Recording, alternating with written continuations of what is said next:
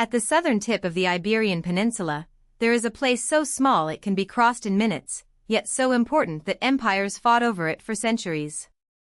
Gibraltar covers just 6.8 square kilometers, about 2.6 square miles, but it sits beside one of the most valuable maritime choke points on Earth, the Strait of Gibraltar. This is the narrow passage where the Mediterranean Sea meets the Atlantic Ocean. Ships entering or leaving the Mediterranean must pass near this point, making Gibraltar far more significant than its size suggests. It is a British overseas territory, bordered by Spain to the north and surrounded by the Bay of Gibraltar and open sea. Its skyline is dominated by the famous Rock of Gibraltar, a limestone ridge rising sharply above a densely packed urban area below. Gibraltar's geography explains almost everything about its history. The rock is not just a landmark, it is a natural fortress. From its heights, observers can look across the strait toward North Africa, west toward the Atlantic, and east into the Mediterranean. In an age before satellites, radar, and long-range aircraft, this kind of visibility was priceless. Whoever controlled Gibraltar could watch naval movement through the gateway between two seas. Today, global shipping routes are more complex, but the strait remains a vital corridor. A major share of seaborne trade passes through or near this region, linking Europe, North Africa, the Middle East, and the wider Atlantic world. Gibraltar's strategic value comes from being both tiny and perfectly placed. The territory's story begins long before British rule. In 1160, Gibraltar was founded as a permanent watchtower by the Almohads, a North African Muslim dynasty that controlled parts of Iberia and the Maghreb. Its name itself comes from Arabic roots connected to Jabal Tariq, or the Mountain of Tariq, referring to Tariq ibn Ziyad, the commander associated with the early Muslim entry into Iberia. During the late Middle Ages, Gibraltar changed hands between regional powers, including the Nasrids, Castilians, and Marinids. It was not yet the global symbol it would later become, but its military usefulness was already obvious. As nearby Algeciras declined after its destruction around 1375, Gibraltar's importance grew. It became a stronger point of control on a contested frontier. In 1462, Gibraltar became part of the Crown of Castile, linking it more firmly to the Spanish world. For centuries, it stood as a fortified town in a region shaped by conflict, maritime trade, and imperial ambitions. But its most dramatic political shift came in 1704 during the War of the Spanish Succession. This war was not simply a Spanish civil crisis, it was a European power struggle over who would inherit the Spanish throne and how the balance of power would be preserved. During the conflict, Anglo-Dutch forces captured Gibraltar from Spain. That military event set the stage for a lasting diplomatic settlement that would transform Gibraltar's identity and create a dispute that still echoes today. In 1713, under the Treaty of Utrecht, Spain ceded Gibraltar to Great Britain in perpetuity. That phrase, in perpetuity, became central to the British position. Gibraltar was not a temporary occupation, but a permanent legal transfer under treaty. For Spain, however, the loss remained a deep historical grievance. Gibraltar was a small piece of land, but symbolically powerful because it sat on Spanish territory's southern edge while under foreign sovereignty. From Britain's point of view, it was an irreplaceable naval asset. From Spain's point of view, it was an unresolved territorial wound. This tension between treaty law, strategic need, national identity, and local choice is at the heart of Gibraltar's modern political status. Gibraltar became especially valuable to Britain as a naval base. During the Napoleonic Wars, it helped the Royal Navy maintain a strong position in the Mediterranean and monitor movement between Europe and North Africa. Later, during World War II, Gibraltar again proved critical. The strait was a gateway to the Mediterranean theater, and control of the area affected supply routes, naval operations, and access to North Africa. Military planners understood that Gibraltar was not just a harbor, it was a platform for surveillance, refueling, defense, and projection of power. Its tunnels, fortifications, and harbor facilities turned the Rock into one of the most recognizable military strongpoints of the British Empire.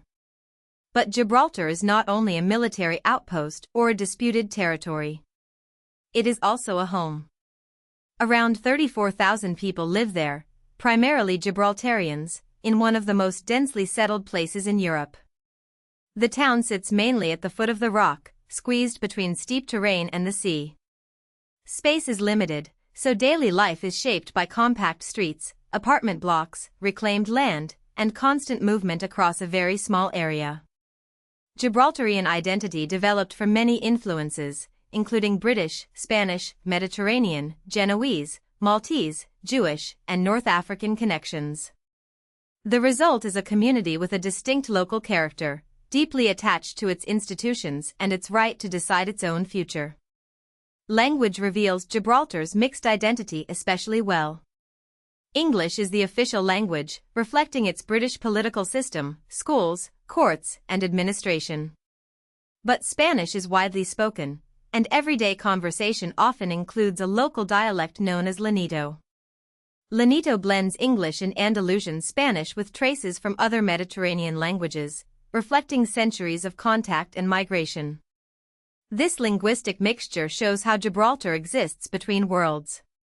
Politically it is British, geographically it is attached to Spain, culturally it is Mediterranean, and socially it is closely connected to the surrounding Campo de Gibraltar region. Many families, workers, and businesses have ties across the border, even when politics between governments becomes tense. The sovereignty dispute remains one of the defining issues in Anglo-Spanish relations.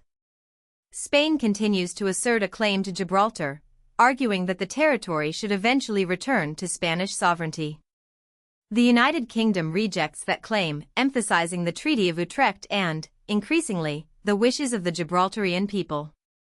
Those wishes have been expressed clearly in referendums. In 1967, Gibraltarians overwhelmingly rejected Spanish sovereignty. In 2002, they also rejected a proposal for shared sovereignty between Britain and Spain. These votes matter because they show that Gibraltar is not just an object in a diplomatic argument. Its residents see themselves as political actors whose consent is essential to any change in status. Gibraltar's economy today is very different from the old image of a fortress colony. Its major sectors include online gambling, financial services, tourism, and port activity. The port benefits naturally from Gibraltar's location near a major shipping route, while tourism draws visitors to the rock, its views, its military tunnels, its duty-free shopping, and its famous Barbary macaques. Financial services and online gambling became important because Gibraltar developed regulatory frameworks attractive to international business. The result is a small but high-income economy with one of the world's lowest unemployment rates. Yet the labor market is not isolated. A large part of the workforce lives in Spain or consists of non-Gibraltarians, especially in the private sector. That dependence on cross-border movement makes the land frontier with Spain extremely important. Every day, workers, residents, tourists, and goods move between Gibraltar and the neighboring Spanish region. When relations are smooth, the border is a practical connection between two interdependent economies. When relations are tense, delays and controls can quickly affect daily life. This is why Gibraltar's relationship with the European Union became so complicated after Brexit. Before Brexit, Gibraltar was linked to the EU through the United Kingdom's membership, though with special arrangements. After the UK left the EU, Gibraltar was outside the bloc, but unlike mainland Britain, it shared a direct land border with an EU member state. That made the border question urgent.